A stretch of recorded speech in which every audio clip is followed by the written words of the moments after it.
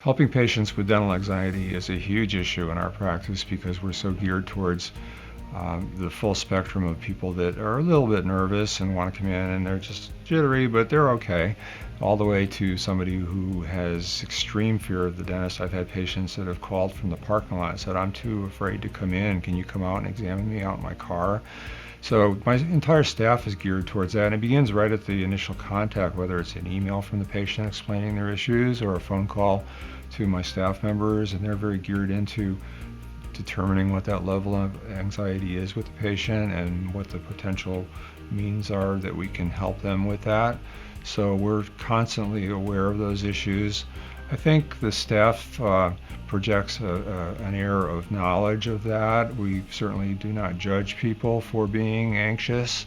Many patients that want sedation want it because they're anxious.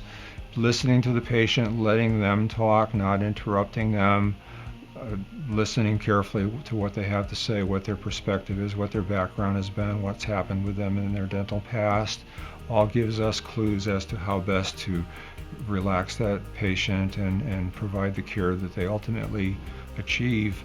But it may take longer with some patients and a shorter period of time with other patients depending on that level of anxiety. So I rely on my staff to a great degree to be in tune with the patient and to let me know, what they perceive to be the patient's level of anxiety and what the best approach would be to make them comfortable in the office all the way from the beginning first phone call that they make to us.